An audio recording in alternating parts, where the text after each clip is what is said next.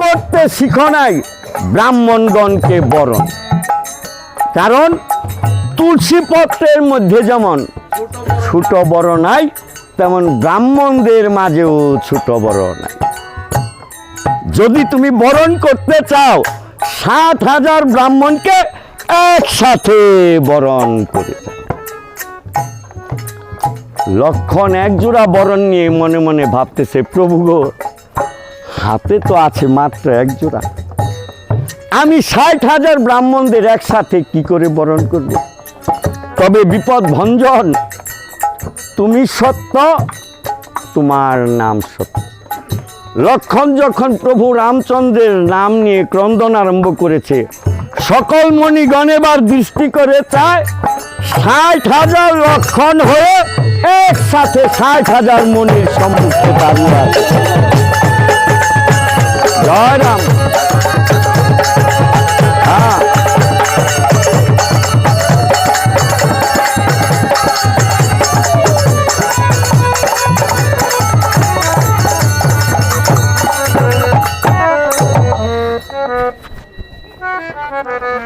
কিন্তু সকলকে দান করার শেষে একজোড়া বস্ত্র অবশিষ্ট রয়েছে দেখা যায়। দেখেই লক্ষণ ডেকে বলছে, ব্রাহ্মণগণ, মণিগণ, আপনাদের মাঝে সকলেই কি পেয়েছেন? আর অবশিষ্টই বা রয়েছে কোনজন? দৃষ্টি করে চায় বাল্মীক মুনি সে যজ্ঞ সভায় উপস্থিত নাই দেখা যায়। দেখেই রামচন্দ্র ডেকে বলছে, লক্ষণ, লক্ষণ রে, যার কৃপায়, যার পরামর্শে আজ এই অশ্বমেধ যজ্ঞের আয়োজন, সেই বাল্মীক মুনি আমার যজ্ঞ সভায় উপস্থিত নাই। যাও সুমন্ত, আমার পুষ্পক রথ নিয়ে তুমি গোদাবরীর তীর থেকে বাল্মীক মুনিকে গিয়ে নিয়ে আসো। সুমন্ত পুষ্পক রথ নিয়ে গোদাবরীর তীরে গিয়ে দৃষ্টি করে চায় বাল্মীক মুনি গভীর ধ্যানে নিমগ্ন দেখে। দেখেই মনে মনে ভাবতেছে, অন্যান্য মণিদের ধ্যান কোলাহল, হইচই চূর্ণ বিচূর্ণ শব্দে ভাঙানো যায়, কিন্তু বাল্মীক মুনির ধ্যান তো কোনো ছলনা করে ভাঙানো সম্ভব নয়।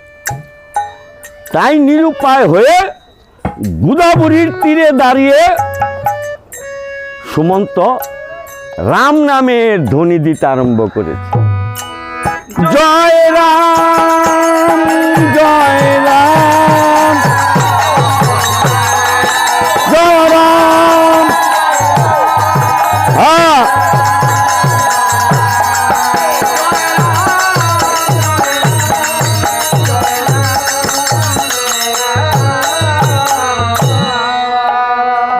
গোদাবরীর তীরে যখন রাম নামের ধ্বনি শুনেছে, বাল্মীক মুনির ধ্যান তখন ভঙ্গ হয়েছে। আর বৈশিষ্ট্য মুনি ডেকে বলছে, মুনি ঠাকুর, মুনি ঠাকুর গো, তুমি যে আমাকে পাঠালে অযোধ্যায় রামচন্দ্রকে অশ্বমেধ যজ্ঞের পূর্ণাহুতি দান করার পরামর্শ দিতে, আমার পরামর্শ অনুসারে রামচন্দ্র তো অশ্বমেধ যজ্ঞের প্রায় খানিকটা অগ্রসর হয়ে গিয়েছে, আর তোমার অনুপস্থিতিতে প্রভু স্বয়ং সুমন্তকে দিয়ে পুষ্পক রথ দিয়ে আমাকে পাঠিয়েছে। চলো, তোমাকে রামচন্দ্রের যজ্ঞ সভায় গিয়ে উপস্থিত হইতে হবে। সুমন্তকে উদ্দেশ্য করে বাল্মীক মুনি ডেকে বলছে, সুমন্ত, সুমন্ত রে, তুমি যে পুষ্পক রথ নিয়ে আমাকে নিয়ে যেতে এসেছ, আমি সেই পুষ্পক রথে উঠব না। কারণ আমি সদা সর্বদা প্রভুর নিকটে প্রার্থনাই করি, আমার এই দেহ রথখানা যেদিন থেমে যাবে, সেদিন যেন প্রভু কৃপা করে তার চরণতলে আমার এই দেহ রথখানাকে ঠাই দেয়। চলে যাও তুমি, যথা সময়ে রামচন্দ্রের যজ্ঞ সভায় গিয়ে উপস্থিত হব। সুমন্তকে বিদায় দিয়ে বাল্মীকি মুনি মনে মনে ভাবতেছে, এখন তো আমার অনেক কর্ম বাকি রয়েছে, কারণ লব কুশ রয়েছে তপোবনে মায়ের নিকটে। এখন যদি আমি সীতা মায়ের নিকট থেকে লব কুশকে নিয়ে না আসি, আর যদি তাদেরকে সঙ্গে করে অযোধ্যায় না নিয়ে যাই, তাহলে তো পিতা পুত্রের পরিচয় হবে না। কারণ পরিচয় পর্বটা আমি আমার গ্রন্থে অযোধ্যায় লিপিবদ্ধ করেছি। যেভাবেই হোক সীতা মায়ের নিকট থেকে লব কুশকে নিয়ে আসতে হবে। কিন্তু মা যে পাগলিনী, লব কুশকে যদি এক নজর না দেখে, মা তো পাগলের মতো হয়ে যাবে। আমি যদি মায়ের নিকট গিয়ে লব কুশকে চাই, সীতা মা কিছুতেই লব কুশকে আমার হাতে তুলে দিবেন। আর আমাকে কর্ম করতে হলে যেভাবেই হোক সীতার নিকট থেকে লব কুশকে নিয়ে আসতে হবে। এখন উপায় একটা আছে, তা হচ্ছে ভিক্ষা চাও। আমি যদি সীতা মায়ের কাছে গিয়ে ভিক্ষা চাই, মা কিছুতেই আমাকে শূন্য হাতে ফিরেবে না। আর যখন মা আমাকে ভিক্ষা দিতে রাজি হবে, ছলনা করে অন্য ভিক্ষা না চেয়ে আমি লব কুশকে মায়ের নিকট থেকে চেয়ে নিয়ে আসবো। এই চিন্তা করে বাল্মীকি মুনি এক বৃদ্ধ ব্রাহ্মণের বেশ ধারণ করে সীতার পূর্ণ কুটিরের সম্মুখে গিয়ে ডাকতেছে, মা, মা গো, তাকিয়ে দেখ, জগৎ জননী ভুবন বুহিনী মা, আমি আজ বড় বিপদে পড়ে তোর দ্বারে ভিক্ষার জন্য এসেছি। মা গো, আজ যদি আমার অদৃষ্টে তোর ভাণ্ডে কিছু লিখে থাকে, আমায় ভিক্ষা দে। ভিক্ষুকের ডাক শুনে সীতাপূর্ণ কুটির হতে দৌড়ে এসে আঙিনায় দৃষ্টি করে চায়, ভিক্ষুক বেশে বাল্মীকি মুনি দাঁড়িয়ে রয়েছে। দেখে ডেকে বলছে, ঠাকুর গো, তুমি আমাকে ভিক্ষার কথা বলো না, কারণ এই ভিক্ষার কথা শুনলেই আমার কেঁদে উঠে মন। এই ভিক্ষার ছলে একদিন আমাকে হরেছিল সেই লঙ্কার রাম। ভিক্ষা দিতে গিয়ে আজ এই অভাগীর কপালে এত দুঃখ কষ্ট। তাই আমি স্থির করেছি, জীবন দশায় আমি আর কোনোদিন কারো হাতে ভিক্ষা দেব না। বাল্মীকি মুনি বলছে, মা গো, বলিস কি? আমি তোর কুটির থেকে শূন্য হাতে ফিরে যাব? কেন গো মা, আমি কি কোনোদিন তোর কোনো উপকার করি নাই? সীতা বলছে, ঠাকুর, এমন কথা বলো না, কারণ পঞ্চমাসের গর্ভ সহ যেদিন ঠাকুর লক্ষণ আমাকে বনবাসে দিয়ে যায়, সেদিন যদি তুমি কৃপা করে তোমার আশ্রমে আমার ঠাঁই না দিতে, আরো কত দুঃখ কষ্ট জানি এই অভাগীর কপালে ছিল। কিন্তু ঠাকুর গো, যে কিনা আজ নিজেই ভিখারিনী,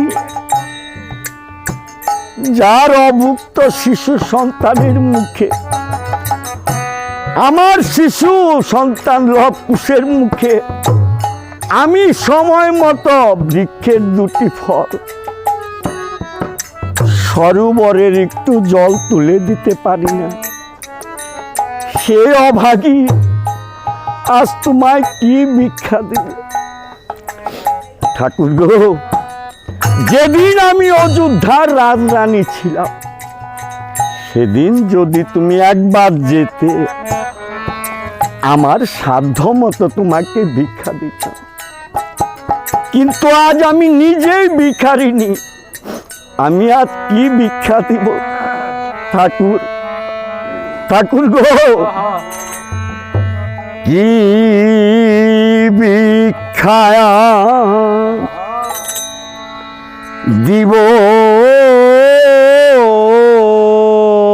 তোমার? উহে তপু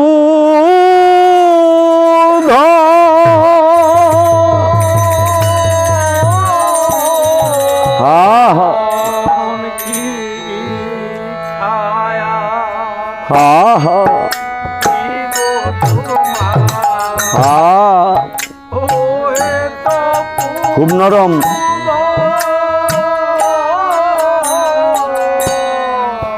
কি ভিক্ষায়া দিব তোমায়? উহে তপু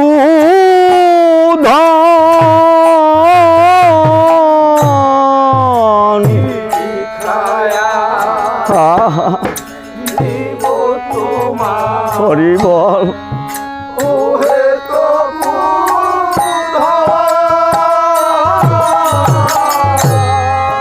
জানো নাকি সুখে রেখেছে ব্রহ্ম সনাতন।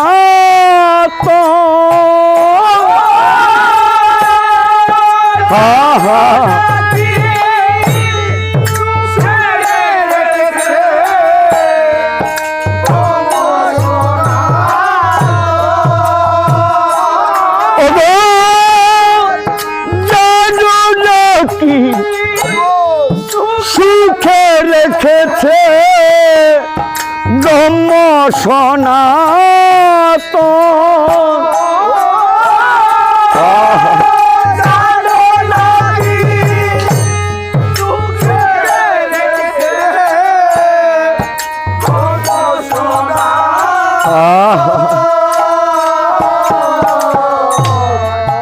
কি ভিক্ষায়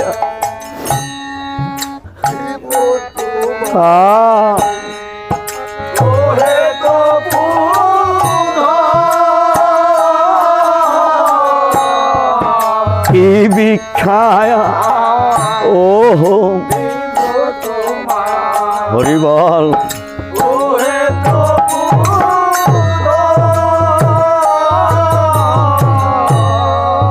যখন ছিলাম অযোধ্যাতে তখন যদি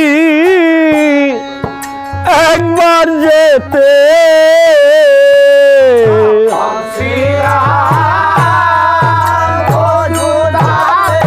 হরি বল হরি বল।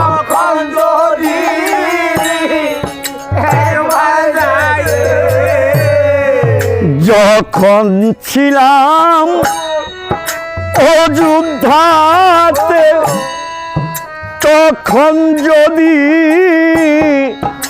একবার যেতে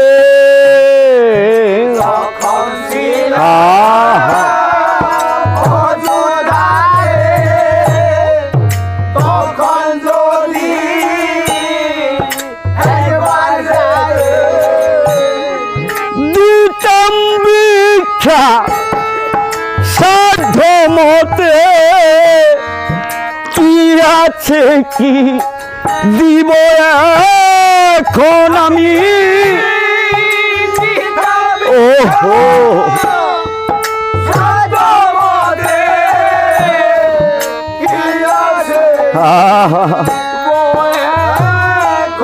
আমি দিতাম ভিক্ষা সাধ্য ধমতে কি আছে কি দিব এখন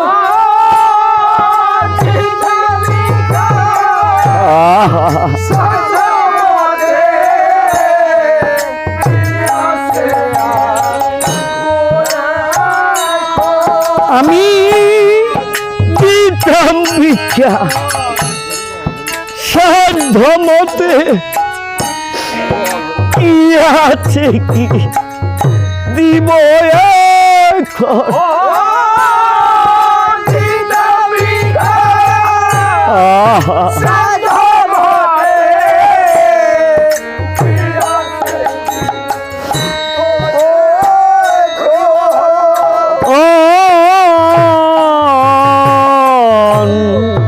কি ভিক্ষায়া দিব তোমার উহে তো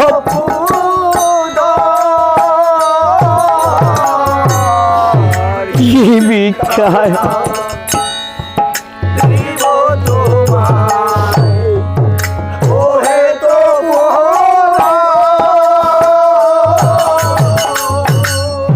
ছেলে দুটির ক্ষুধা পেলে ধরে এসে মরণ চলে ছেলে দুটি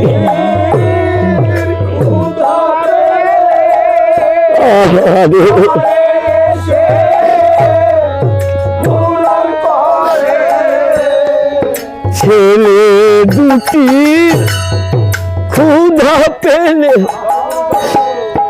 ঘরে এসে মরণ চলে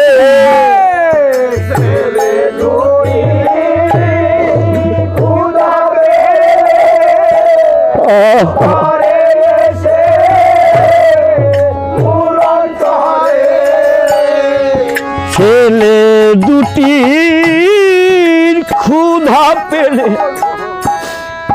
ধরে এসে মরণ চলে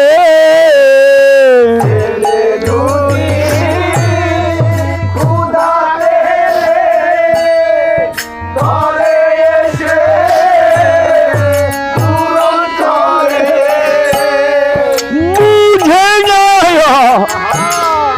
বুঝো ছেলে মা বলে লোকন্দ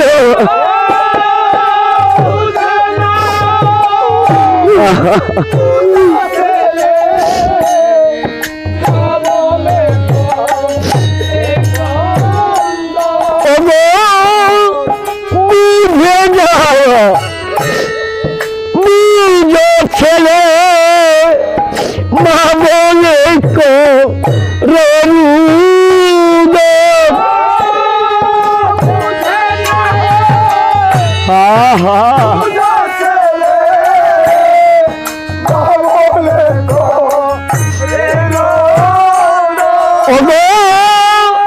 বুঝে নাই বুঝো ছেলে মা বলে করে ক্রন্দন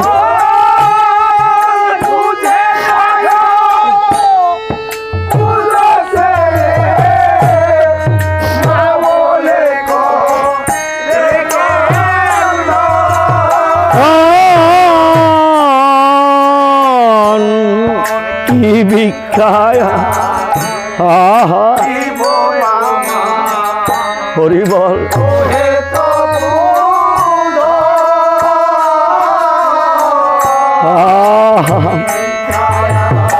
জয় গুরু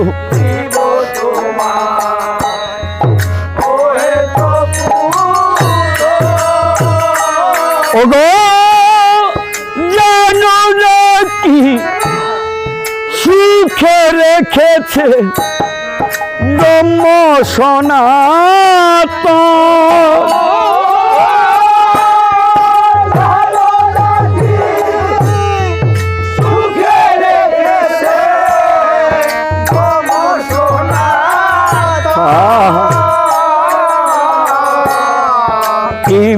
ভিক্ষায়া দিব তোমার উহে তো হরি বল। দিব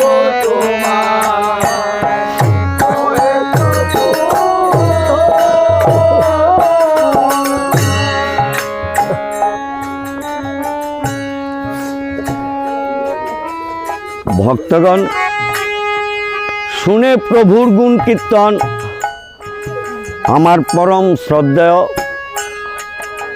এই কাকাবাবু এবং সেই সাথে আমার বড়দাদা কালীপদ দাদা সহ আরও কোনো ভক্ত তাদের সাধ্যমতো প্রভুর চরণে করেছেন দান।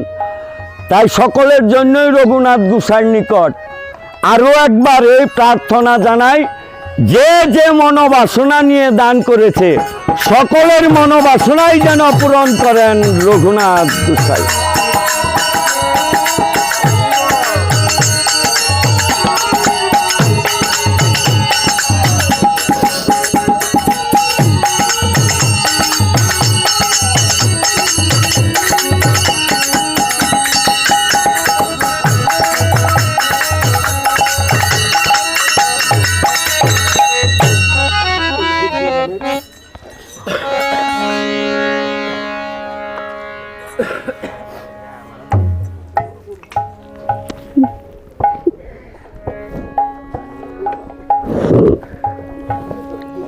জয় রাম, জয় রামচন্দ্র গোসাই।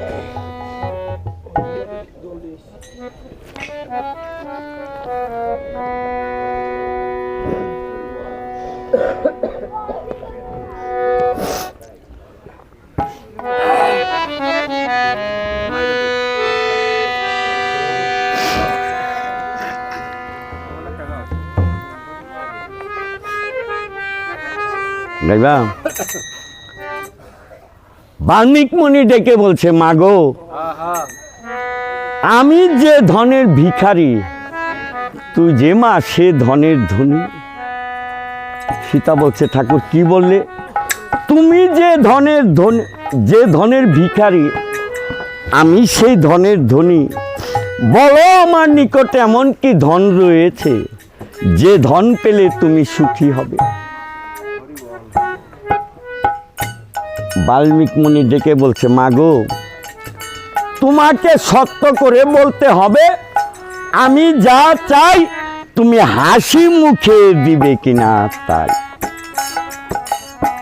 সীতা বলছে, মণি ঠাকুর গো, আমি সত্য করেই বলছি, আমার নিকট ধন থাকতে আমি তোমাকে বঞ্চিত করব না।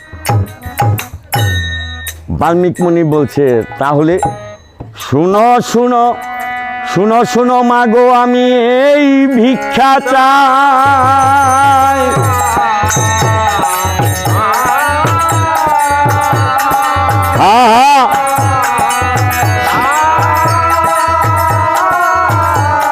জয় গুরু।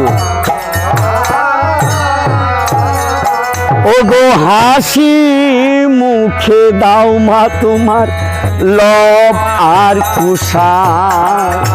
জয় গুরু।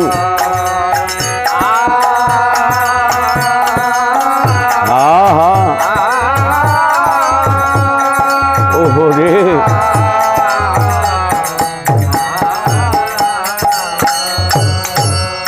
মাগো আমি এই ভিক্ষা চাই, হাসি মুখে দাও মা তোমার লব আর কুশার। সীতা ডেকে বলছে, মণি ঠাকুর গো, এমন কথা বলো না, কারণ দূর দেশে বনবাসে অর্ধাহারে অনাহারে ছিন্ন বস্ত্রে বনে বনে ঘুরে আমি যত দুঃখ কষ্ট পাই, আমার লব কুশের মুখে আমি মা ডাক শুনে আমার সব দুঃখ কষ্ট পাই। ঠাকুর গো, মায়ের বুক শূন্য করে এমন দুটি দুধের শিশু তুমি নিয়ে যেতে চাও কেমন করে? যদি নিতে চাও তাহলে আমার লবকে আমার কুলে রেখে তুমি কুশকে নিয়ে যাও। সীতা, সীতা গো, যদি তুমি আমাকে ভিক্ষা দিতে চাও তাহলে তোমার দুটি সন্তানকে আমার হাতে ভিক্ষা দাও। তা না হলে ব্রহ্ম শাপে এখনই আমি তোমাকে অভিশপ্ত। নিরুপায় হয়ে সীতা লব কুশকে বৃক্ষের বাকলে বন ফুলে সাজিয়ে মণির হাতে তুলে দিয়েছে। আর ডেকে বলছে, মণি ঠাকুর গো, মণি ঠাকুর, এই না অভাগীর আঁচলের ধন, চোখের মণি আজ আমি তোমার হাতে তুলে দিলাম। খররুদ্রের তাপে পথে হাঁটতে হাঁটতে যদি আমার লব কুশের চন্দ্রবদন মলিন হয়ে যায়, তুমি বৃক্ষের একটি ফল আর সরোবরের একটু জল ওদের মুখে তুলে দিও। সীতা লব কুশকে মণির হাতে তুলে দিয়ে ধোলায় পড়ে ক্রন্দন আরম্ভ।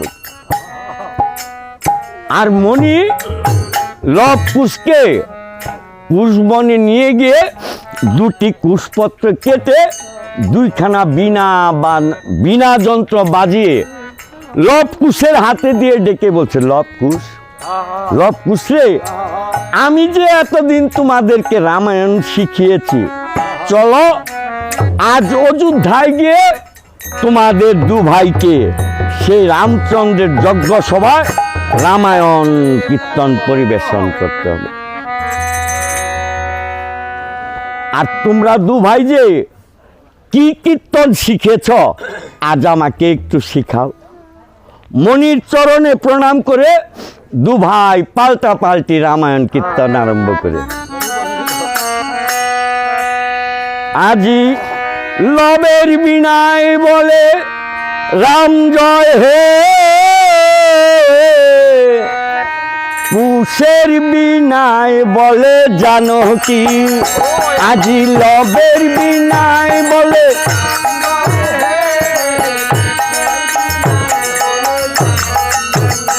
আজি লবের বিনায় বলে রাম জয় হে,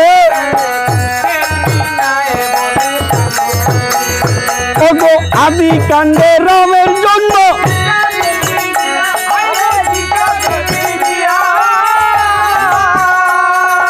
অযোধ্যার বনে গেল ভরতকে রাজ দিয়া হে, কুশের বিনায় বলে জানকী, আজি রামের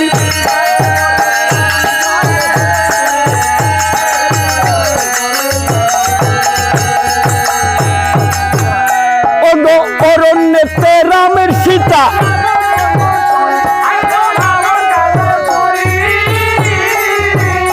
ওগো কিষ্কিন্ধাতে বালি বদে সুগ্রীবের মিতালি হে, কুশের বিনায় বলে জানকী, আজি রামের হা হা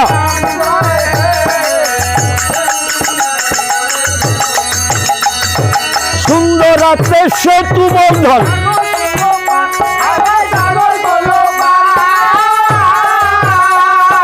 লঙ্কা চন্দ্রে রাবণ বধ জানকী উদ্ধার হে, কুশের বিনায় বলে জানকী, হরি বল। ওগো উত্তরাতে রামচন্দ্রের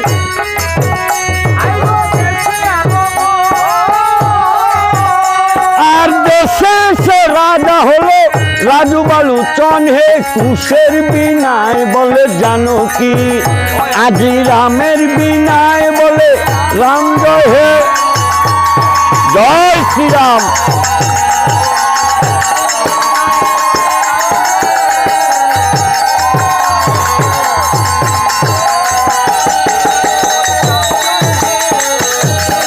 দাদা একটা জগদা জ্বলানি।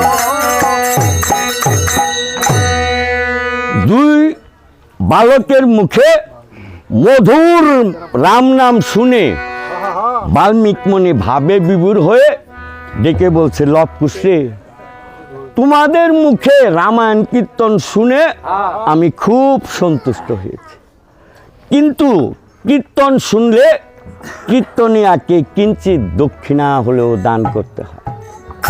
কিন্তু এই বনের মাঝে আমি তোমাদের দু ভাইকে কি দক্ষিণা দেব? তবে হ্যাঁ, এই হাতের কুমণ্ডল আর আমার যজ্ঞের লাঠি দক্ষিণা স্বরূপ আজ তোমাদের দু ভাইকে আমি সেই দুটি বস্তু দান করে দিই। লব কুশকে হাতের কুমণ্ডল আর লাঠি দান করে অযোধ্যার উদ্দেশ্যে নিয়ে তখন গমন করেছে। পথে খানিক অগ্রসর হয়ে দৃষ্টি করে চায়, ছোট্ট একখানা নদী দেখা যায়, আর সেই নদীতে দাঁড়িয়ে ছিল মাধব পাটনি। মাধব পাটনিকে দেখেই বাল্মীকি মুনি দৃষ্টি করে চায়, মাধব পাটনি নদীর ওই তীরে দেখা যায়। দেখেই ডাকতেছে, মাধব, মাধব রে, আমায় পার করো। হা হা,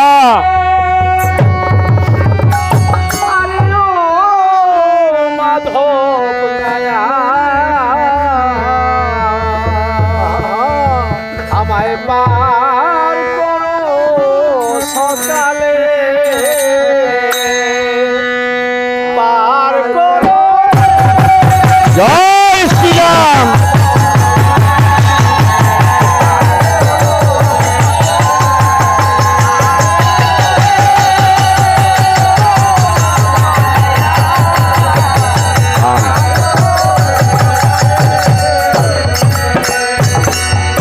অযোধ্যাতে যজ্ঞে যাব, যজ্ঞের সময় গেল বইয়া হারে।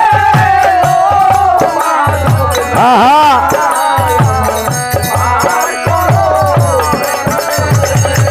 পার করো রে, ওরে ও মাধব নায়া।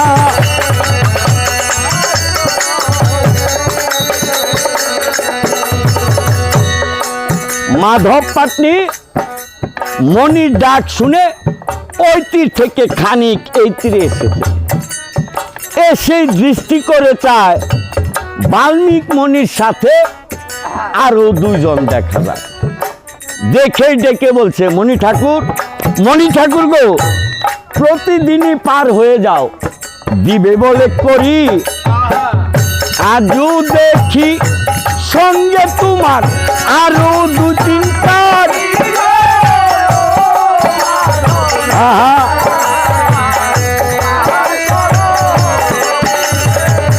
পার করো রে, হরিবল হরিবল।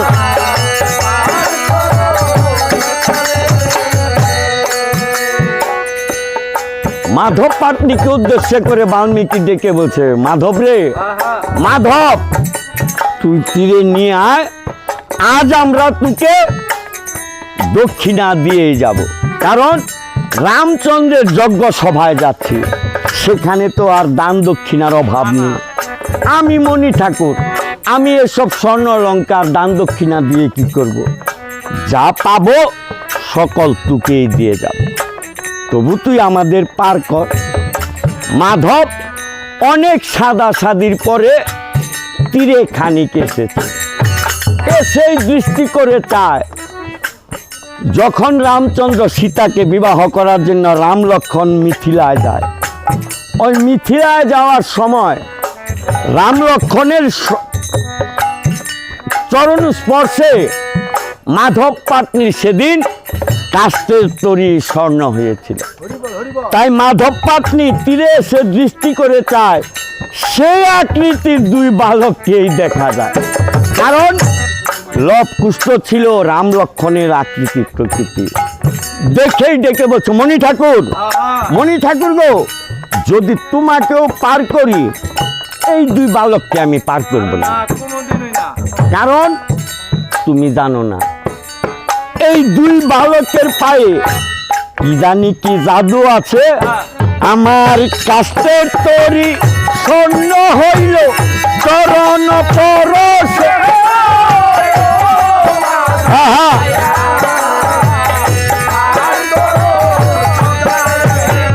পাহাড় করো রে।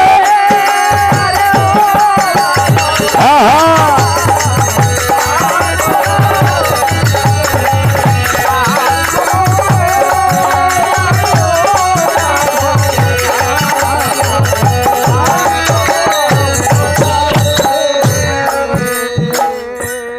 বাল্মীকি মুনি ডেকে বলছে, আরে মাধব, এই দুই বালক তো সেই বালক না। মাধব বলছে, ঠাকুর তুমি আর কথা বলো না, আমি নিজের চোখে এই দুই বালককে দেখেছি। আচ্ছা রে মাধব, তুই কি করতে চাস? ঠাকুর পার করতে পারি এক শর্তে। এই দুই বালকের নদীর জলে পদ প্রক্ষালন করে তাদের পায়ের জাদু শেষ করে তারপরে আমি আমার কাষ্টের নৌকায় তুলব। মাধব রে, কত যুগী ঋষি যুগ যুগ তপস্যা করে এই চরণের তরে, আর তুই সেই চরণ পেয়ে বলছিস এই চরণের গুণ নষ্ট করে তুই তাদেরকে নৌকায় তুলবি। আচ্ছা রে মাধব, যেভাবে খুশি তবু তুই আমাদেরকে পার করে দে। মাধব নদীর জল নিয়ে লবকুশের চরণ ধৌত করতেছে। চরণ ধৌত করে চরণ ধৌত সে চরণামৃত নিয়ে এবার তো বিপাকে পড়েছে। মনে মনে ভাবতেছে, এই জল যদি আমি স্বর্ণে ফেলি, যদি জলে ফেলি নিশ্চয়ই জল স্বর্ণ হয়ে যাবে। আবার যদি বালুতেও ফেলি, বালুও তো স্বর্ণ হয়ে যাবে। এখন উপায়, আমিও হারবো না, আমি মাধব পাটনি। যা করে রঘুনাথ গোসাই এই চরণামৃত ভেবে আমি এই চরণ ধৌত সেবা করে যাই। মাধব পাটনি চরণ ধৌত জল এবার নিজেই সেবা করে নি। গিয়ে বালককে ডেকে বলছে, বালক তোমরা এবার তরিতে উঠে তোমাদের পা দুটি আমার নৌকার একটু বাইরে রাখবে। মাধব রে, গায়ে যখন পড়েছি তাই সত্য। দু ভাইকে নিয়ে মাধব ওই তীরের অপেক্ষায় গমন করেছে।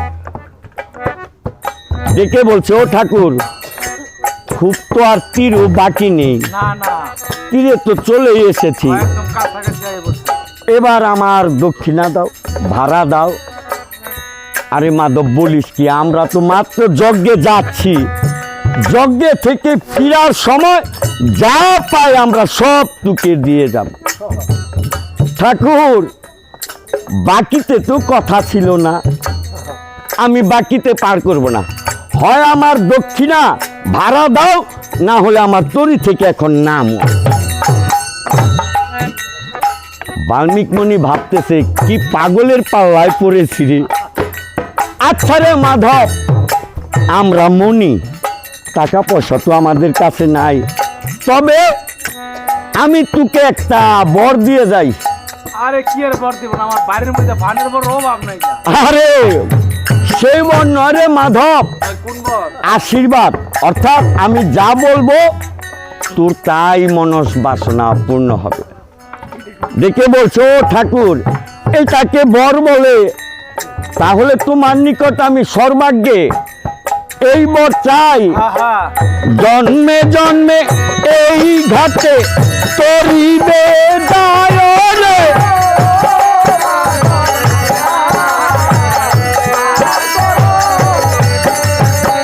পার করো রে। হরি বল।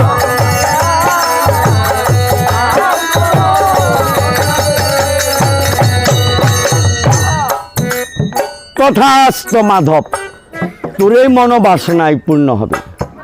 মাধব মনে মনে ভাবতেছে, প্যাসেঞ্জার হচ্ছে 3 জন আর বর দিল একটা। ও ঠাকুর, তোমরা তো লোক হয়েছ 3 জন, তাহলে আমায় আরেকটা বর দাও, আবার কি বল? আরেকটা বর আমায় এই বর দাও। মাঝির মাঝে হই যে আমি সকল মাঝির বর হরে। হরি বল। পার করো হরে।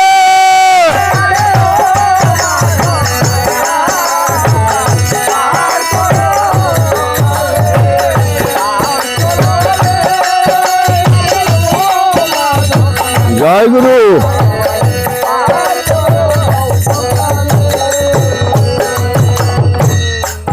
মাধব ডেকে বলছো ঠাকুর দুটা বর তো দিলে, আরেকটা দেও। আরেকটা বর আমার ঘরে দিয়ে দাও। এইটা আবার কি বল? আমার ঘরে তো লোকজন আছে। আবার কেডা?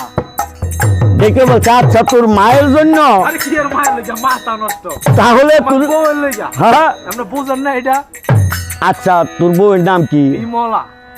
আমি তোকে এই বর দিয়ে যাই, হ্যাঁ। বিমলাকে পার করিবে রঘুনাথ গোসাই। হরি বল। পার করো হরে।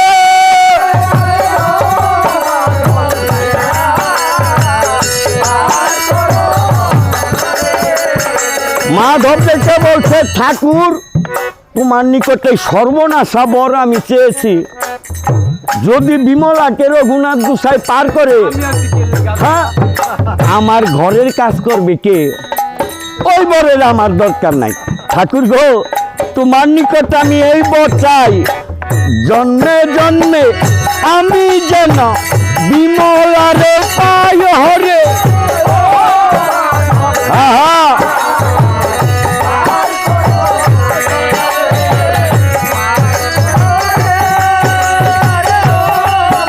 জয় রাম।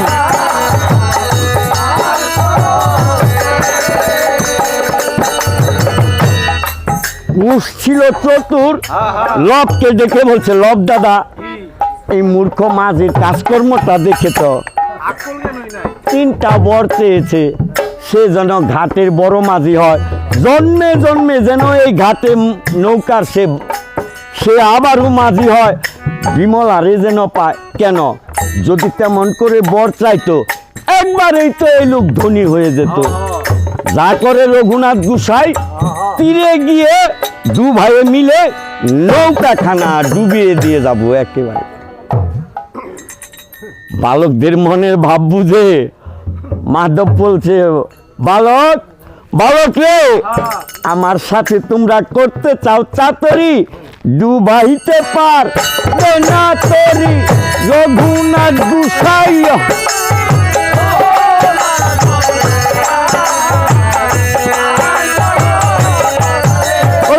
ডুবাইতে পার না তরি রঘুনাথ কান্দারি রে।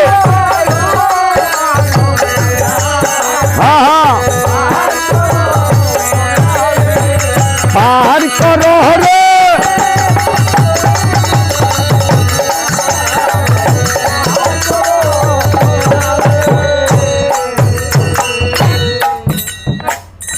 মাধব পাটনি ওই তীরে নিয়ে তখন তরি নামিয়ে দিয়েছে, আর তরি থেকে নেমে লব কুশকে সঙ্গে নিয়ে নন্দীগ্রাম ভরতের বাজারে গিয়ে দু ভাইকে এক বট বৃক্ষের নিচে বসিয়ে রেখে বাল্মীকি মুনি ডেকে বলছে লব কুশরে কোন এলাকায় যদি নতুন যেতে হয় সেই এলাকার নিয়ম নীতি আগে জেনে আসতে হয়। এই নন্দীগ্রাম ভরতের বাজারে খানিক বিলম্ব করো তোমরা, অযোধ্যায় গিয়ে সেই যজ্ঞ সভার নিয়ম কানুন রীতিনীতি সকল জেনে আসি গিয়ে আমি। বাল্মীকি মুনি যখন অযোধ্যায় গিয়ে উপস্থিত হয়েছে, ওই যে লক্ষণের হাতে একজোর বরণ বেশি হয়েছিল, সেই বরণ তখন মনির চরণে দিয়ে প্রণাম করেছে। আর রামচন্দ্রের রাজাসনে বসে বাল্মীকি মুনি রামচন্দ্রকে তখন পরামর্শ দিতেছে। রামচন্দ্র, যজ্ঞ সভায় তো অনেক কিছু আয়োজন হবে, তবে এই যজ্ঞের অশ্বমেধ যজ্ঞের আহুতি উপলক্ষে তুমি এক কাজ করো, কি কাজ? তুমি রামায়ণ গান শ্রবণ করো। এইটা আবার কি গান? নন্দীগ্রাম ভরতের বাজারে দুই বালকের মুখে রামায়ণ গান শ্রবণ করে আমি আমার হাতের কুমণ্ডল আর লাঠি বালক দুইটাকে দান করে এসেছি। রাম মঙ্গল, রাম নাম উচ্চারণেই মঙ্গল। তাই তোমার এই যজ্ঞ সভা উপলক্ষে তুমি সেই রামায়ণ গান শ্রবণ করো। আচ্ছা গো মণিবর, এই দল পাবো কোথায়? নন্দীগ্রাম ভরতের বাজারে বালক দুটি রয়েছে। নন্দীগ্রাম ভরতের বাজারে লব কুশকে রেখে এদিকে হনুমানকে ডেকে বলছে, হনুমান রে, হ্যাঁ হ্যাঁ, হনুমান বলো। তাহলে যাও বাবা, সেই নন্দীগ্রাম ভরতের বাজার থেকে বালক দুইটাকে নিয়ে আসো গিয়ে। হনুমান নন্দীগ্রাম ভরতের বাজারে গিয়ে দৃষ্টি করে চায় বট বৃক্ষের নিচে বসে বীণা যন্ত্র বাজিয়ে দুই বালক মধুর স্বরে রামায়ণ কীর্তন করতেছে দেখা যায়। দেখেই দূর থেকে ডেকে বলছে, এই বালকগণ, এই বালকগণ, কি হইছে? তোমরাই নাকি জানো রামায়ণ কীর্তন? না, জানি তো। দৃষ্টি করে চায় ওই যে যুদ্ধের সময় হনুমানকে লেজে ধরে ঘুরিয়েছিল সেই দুই বালককে দেখা যায়। দেখে হনুমান মনে মনে ভাবতেছে, প্রভু আমাকে কোথায় পাঠিয়েছে? এ তো দুই বালক না, সাক্ষাৎ দুই যম। দূরে থেকেই বলছে, প্রভু রামচন্দ্র তোমাদেরকে যজ্ঞ সভায় রামায়ণ কীর্তন করতে ডেকেছে, এখন আমার সাথে যেতে হবে, যদি না যাই ঘাড়ে ধরে নিয়ে যাব। যখনই কুশিকটু কাপড়খানা কুচা দিয়েছে, হনুমান মনে মনে ভাবতেছে, একবারই লেজে ধরে যে ঘুরিয়েছে, রঘুনাথ গোসাই বেঁচে থাকলে এই দুই বালকের সম্মুখে আমি মনের ভয়ে লাফ দিয়ে তাল বৃক্ষে উঠে একের ফল ফলাই কাটতাছে। রামচন্দ্র গোসাই ডেকে বলছে, সুমন্ত, সুমন্ত রে, কি রে? হনুমানকে যে পাঠালাম কীর্তনিয়া আনতে, হ্যাঁ, তার তো কোনো খোঁজ খবর নাই। আমার মনটা কি কয় জানেন? কি মনে? নিশ্চিত যেন সিগারেট খাইতেছে। আর কিছু না। যাও তো, তুমি গিয়ে সেই কীর্তনিয়াকে ডেকে নিয়ে আসো গিয়ে।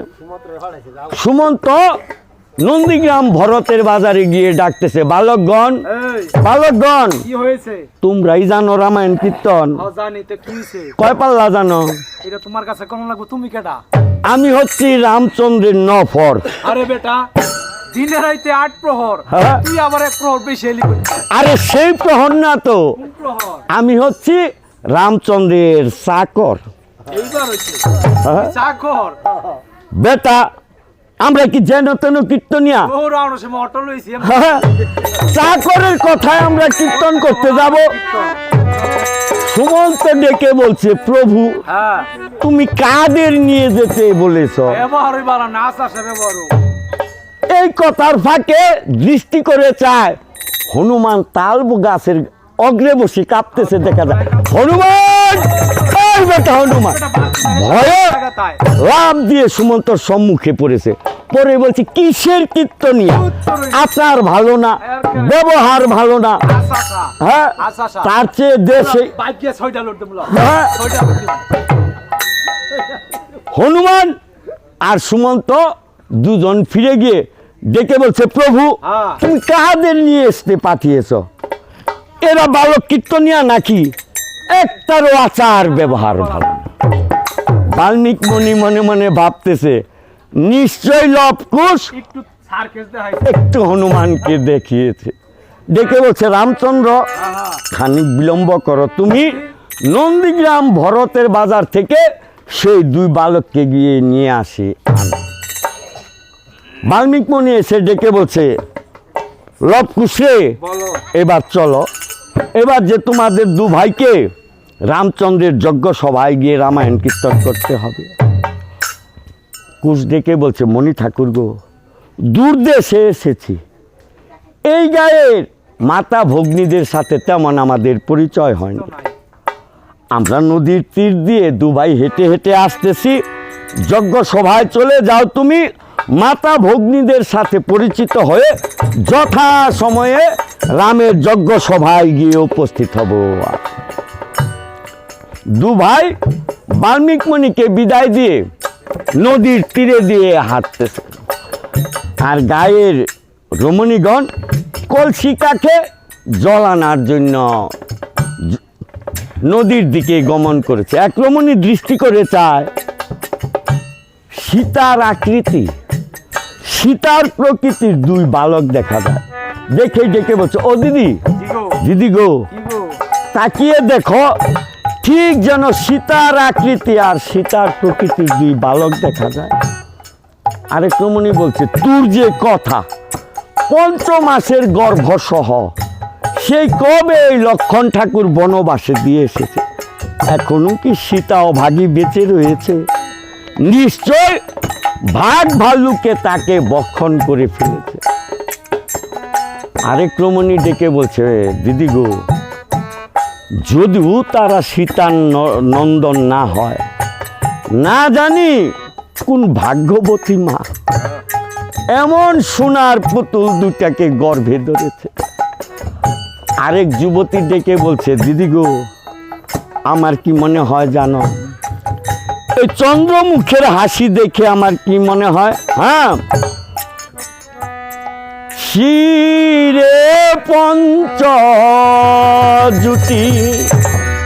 সীতার নন্দন দুটি, যেমন চন্দ্র উদয় হলো গো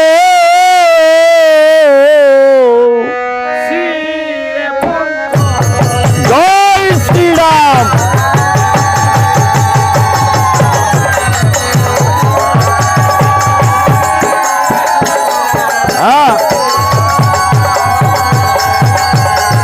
জয় গুরু।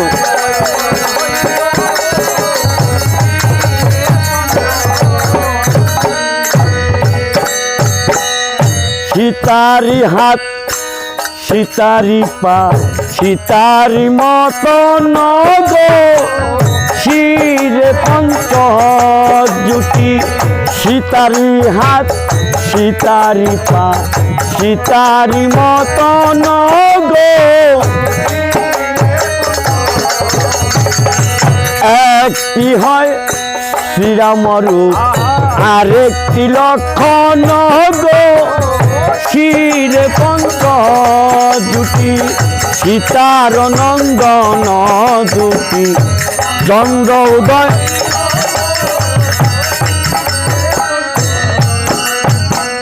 না জানি সে কত পুণ্য করেছিল পূর্বে গো, না জানি সে কত পুণ্য করেছিল পূর্বে গো, তাই তো সে এমন সন্তান ধরিয়াছে গর্বে গো, ও গো, তাই তো সে এমন সন্তান ধরিয়াছে গর্বে গো, সীতার নন্দন দুটি।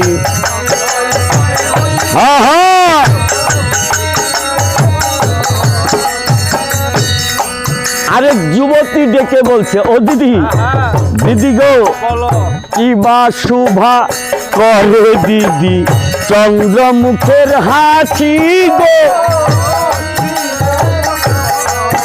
ও গো, কি বা শুভা করে দিদি চন্দ্রমুখের হাসি, আমার মনে চাই গো ওই চরণে হয়ে থাকি দাসী গো, আমার মনে চাই গো ওই চরণে হয়ে থাকি দাসী গো, সীতার নন্দন দুটি। জয় শ্রীরাম।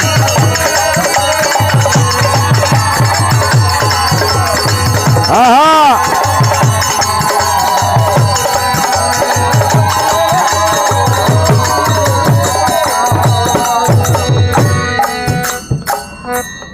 এভাবে গায়ের রমণীদের সাথে দেখা সাক্ষাৎ করে দু ভাই উপস্থিত হয়েছে রামচন্দ্রের যজ্ঞ সভায়। রামচন্দ্রের যজ্ঞ সভায় যখন উপস্থিত হয়েছে, বালক দুইটাকে দেখে শত্রুঘ্ন ডেকে বলছে, বালকগণ, বালকগণ, তোমরাই নাকি জানো রামায়ণ কীর্তন? ডেকে বলছে, হ্যাঁ আমরাই জানি। তাহলে কীর্তন আরম্ভ করো। ঠাকুর, আমরা তো এইভাবে কীর্তন করি না, কীর্তন করতে হলে আমাদেরকে অগ্রে বায়না দিতে হয়। তাহলে তোমরা কি বায়না চাও? ঠাকুর, আমরা এই বায়না চাই, ভরতের মা ওগো শত্রুঘ্নের মা সুমিত্রাকে আমরা যেন পাই গো। ওগো শত্রুঘ্নের মা সুমিত্রাকে আমরা যেন পাই।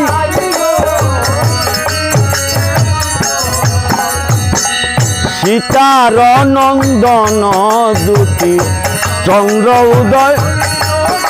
আহা, শত্রুঘ্ন ডেকে বলছে, বালক, বালক, বলি তোমার ঠাই মাকে বায়না দিয়ে এমন রামায়ণ গান শোনার আমাদের ইচ্ছা নাই। ও ঠাকুর, রাগ করো কেন? তোমার মায়ের নাম সুমিত্রা, তাহলে তোমার মাকে দরকার নাই। এবার আমরা এই বায়না চাই, ওগো ভরতের মা কৈকেয়ীকে আমরা যেন পাই গো। ওগো ভরতের মা কৈকেয়ীকে আমরা যেন পাই গো। আহা, বাহ,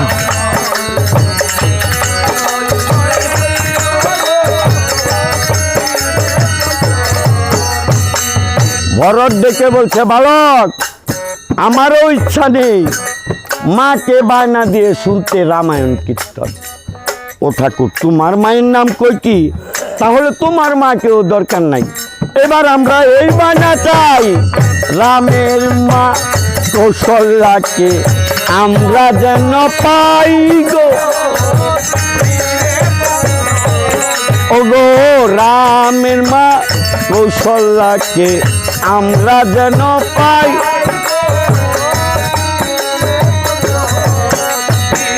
সীতার নন্দন দুটি।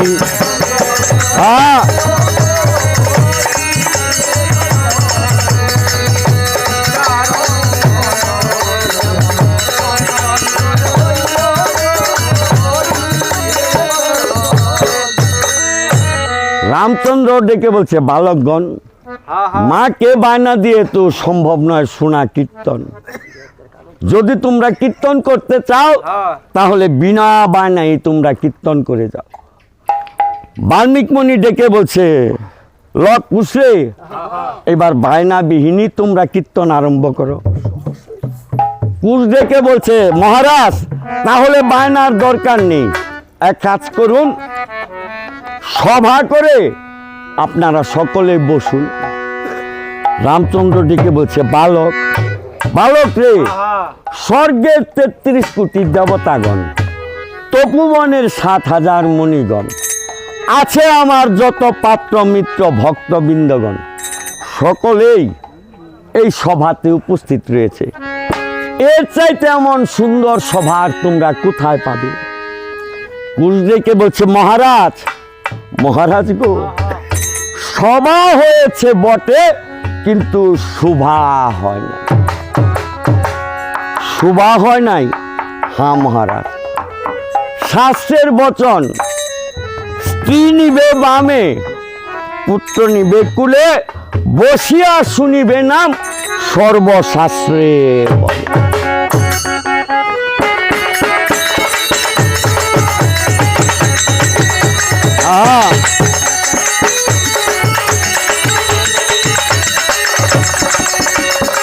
আচ্ছা বালক, তাহলে কি করতে হবে?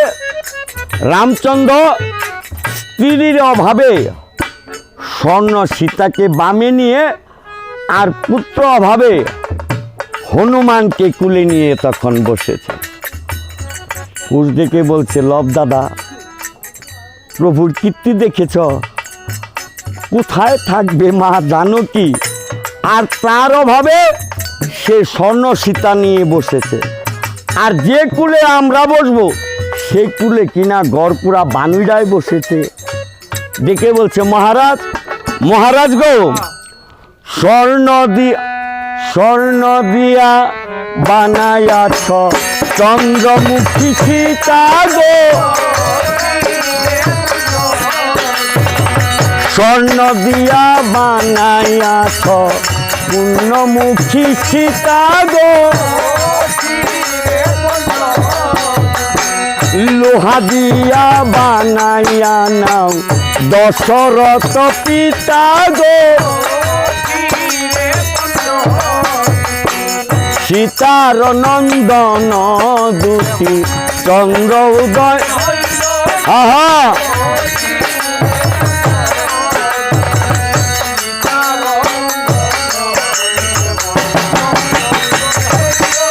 হরি বল।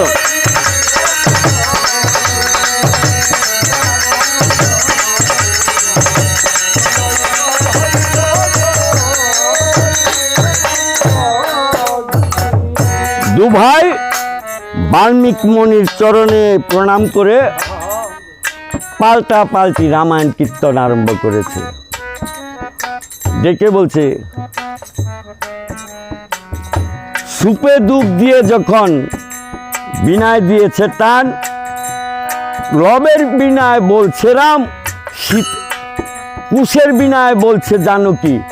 এভাবে পাল্টা পাল্টি সুরে এবার দু ভাই তখন পাল্টা পাল্টি গান ধরেছে।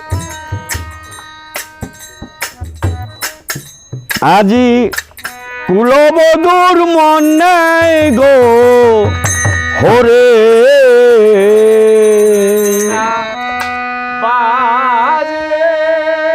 আহা,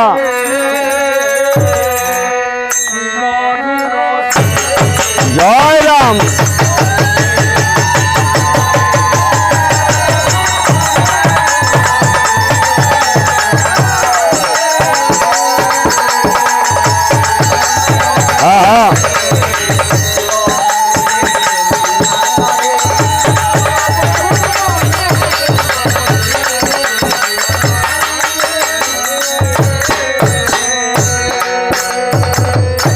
আদি কাণ্ডে রামের জন্ম, সীতা দেবীর বিয়া বিনা। আর আদি কাণ্ডে রামের জন্ম, সীতা দেবীর বিয়া। ওগো সীতা দেবীর বিয়া, অযোধ্যায় রাম বনে গেল ভরতকে রাজ্য দিয়া বিনা।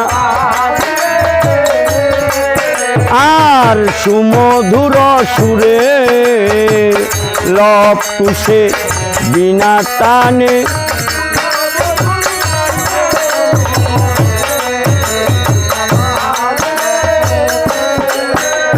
আর অরণ্যেতে রামের সীতা রাবণ করল চুরি। ওগো রাবণ করল কিষ্কিন্ধাতে বালি বধ হয়, সুগ্রীবের মিতালি বিনা।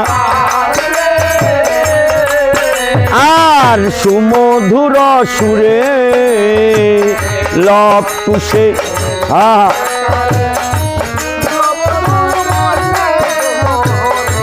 জয় গুরু।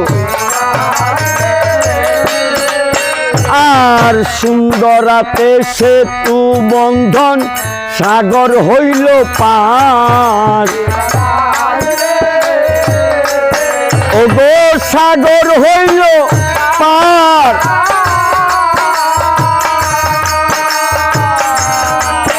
ওগো লঙ্কা কাণ্ডে রাবণ বধ হয়, জানকী উদ্ধার। ওগো সুমধুর সুরে লব কুশের বিনা টানে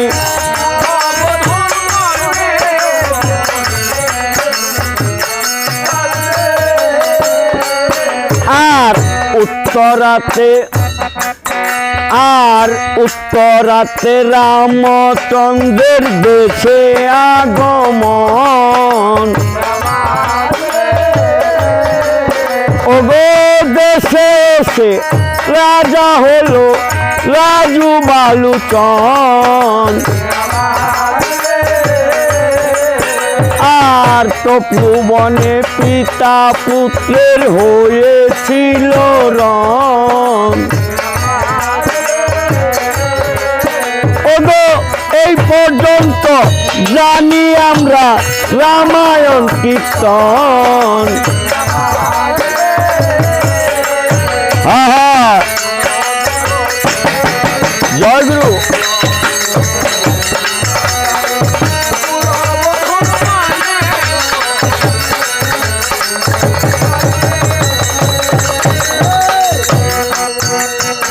রামচন্দ্র ডেকে বলছে বালকগণ তোমরা যতটুকু রামায়ণ কীর্তন করেছ সবটুকু ঠিক আছে, কিন্তু শেষের পরে যে বলেছ তপোবনে হয়েছিল পিতা পুত্রের রণ, এই পয়েন্টটা সত্য না।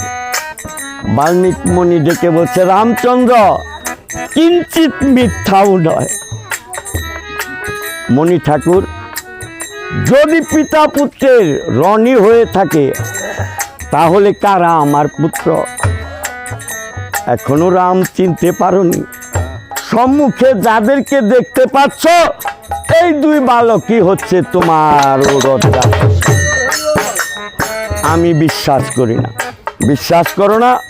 তাহলে তপোবনে আমার আশ্রমে এখনো সীতা মা জীবিত রয়েছে। সীতাকে এনে তুমি নিজে তা প্রমাণ করো। তাহলে যাও ভাই লক্ষণ, শীঘ্র করে তপোবন থেকে সীতাকে নিয়ে আসো গিয়ে। ভাইরে, যার গৃহিণী গৃহে নাই তার কিসের রাজত্ব আর সিংহাসন রে ভাই? ভাইরে যাও, শীঘ্র করে তপোবন থেকে সীতাকে নিয়ে আসো গিয়ে। লক্ষণ গিয়ে দৃষ্টি করে চায় সীতা মণি পত্নীগণের সাথে আলাপচারিতা করতেছে দেখা যায়। দেখে ডেকে বলছে মা গো মা, প্রভু যে আজ তোমাকে নিয়ে যেতে পাঠিয়েছে, আমার সঙ্গে চলো। লক্ষণ রে, এতদিন পরে কি প্রভুর এই দাসীর কথা মনে পড়েছে? কেমন আছে প্রভু রামলোচন? কেমন আছে অযোধ্যার প্রজাগণ? আর কেমনই বা আমার আছে ভগ্নী তিনজন? মাগো, অযোধ্যায় গিয়ে সমূলে তুমি সকল সংবাদই জানতে পারবে। অগ্রে তুমি আমার সাথে চলো। সীতা ডেকে বলছে লক্ষণ, তোমাদের অভাবে এই দীর্ঘদিন আমি মণি পত্নীদের সাথে রয়েছি, তাই যাবার আগে আমি মণি পত্নীদের নিকট থেকে একটু বিদায় নিয়ে আসি গিয়ে। ডেকে বলছে মণি পত্নীগণ গো,